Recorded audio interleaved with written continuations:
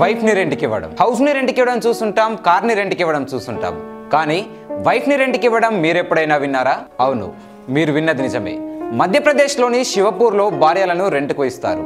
ఒక వారం నుండి ఒక సంవత్సరం వరకు రెంట్కు ఇస్తారు. రెంట్కి ఇచ్చేవాళ్ళు, రెంట్కు తీసుకునే వాళ్ళు ఇద్దరు డీల్ కుదుర్చుకొని రెంట్ అమౌంట్ డిసైడ్ చేసుకుంటారు. డీల్ ఫైనల్ అయిన తర్వాత అఫీషియల్ గవర్నమెంట్ స్టాంప్తో ఉన్న బాండ్ పేపర్ పైన రెంట్కి సంబంధించిన టర్మ్స్ అండ్ కండిషన్స్ని రాసుకొని ఇద్దరు సైన్ చేస్తారు. తర్వాత అమ్మాయిని రెంట్కు తీసుకున్న వాళ్ళు తీసుకెళ్తారు. అగ్రిమెంట్ సమయం అయిపోయిన తర్వాత అమ్మాయిని వాళ్ళ తల్లిదండ్రులు లేదా భర్త దగ్గరకు పంపుతారు. అమ్మాయిని మళ్ళీ కొత్త కస్టమర్కి రెంట్కి ఇవ్వడానికి రెడీ చేస్తారు. ఇలా రెంట్కు ఇచ్చే పద్ధతిని దాదీచా అని అంటారు. మరియు రెంట్కి వెళ్ళే అమ్మాయిని మోల్కి అని అంటారు.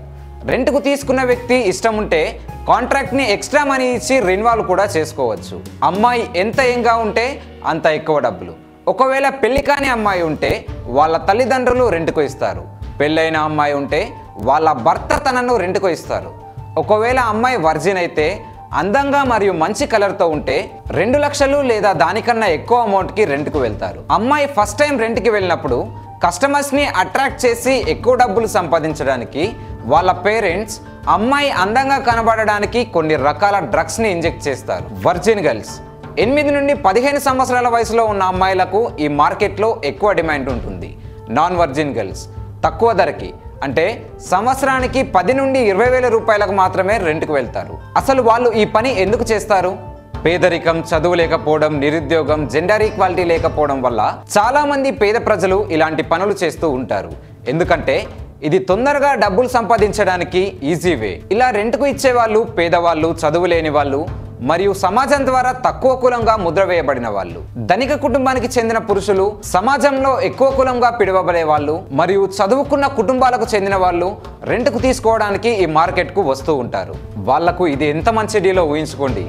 పెళ్లికి డబ్బు ఖర్చు చేయాల్సిన అవసరం లేదు, జీవితాంతం ఒకే అమ్మాయితో ఉండవలసిన అవసరం లేదు, సరైన జాబ్ లేని వాళ్ళు, ఏజ్ ఎక్కువ ఉన్న వాళ్ళు, భార్య చనిపోయిన వాళ్ళు మరియు పెళ్లి చేసుకోవడానికి వాళ్ళ ప్రాంతంలో అమ్మాయిలు దొరకని వాళ్ళు ఇలాంటి మార్కెట్కు వస్తూ ఉంటారు. ఇది మధ్యప్రదేశ్లోని శివపూర్లో మాత్రమే జరిగే విషయం కాదు.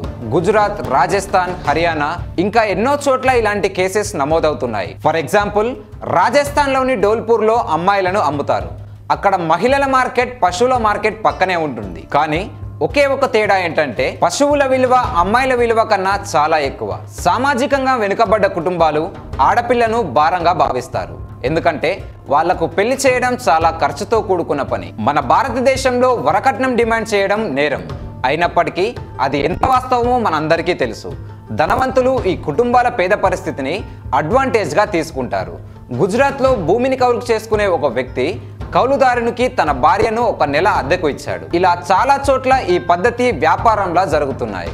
ఇలా జరగడానికి పేదరికం, చదువు లేకపోవడం, మరెన్నో వందలాది కారణాలు ఉండవచ్చు.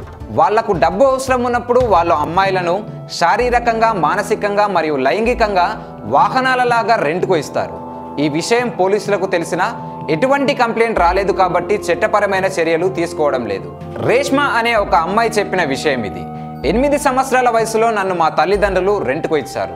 నాకంటే 4 రెట్ల ఎక్కువ వయసున్న వాళ్ళు నన్ను రెంట్కు తీసుకున్నారు. ఏం జరుగుతుందో గ్రహించలేని వయసులో నేనున్నాను. 1 సంవత్సరం పాటు 9 మంది వేరే క్లయింట్లు నన్ను రెంట్కు తీసుకున్నారు.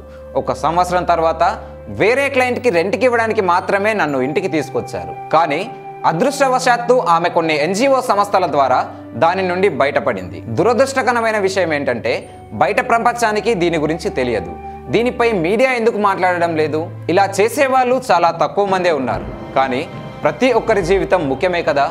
దీనిపై మీ అభిప్రాయం ఏంటో కామెంట్ చేసి దీని గురించి అందరికీ తెలిసేలా ఈ వీడియోని షేర్ చేసి ఇలాంటివి జరగకుండా అడ్డుకుందాం.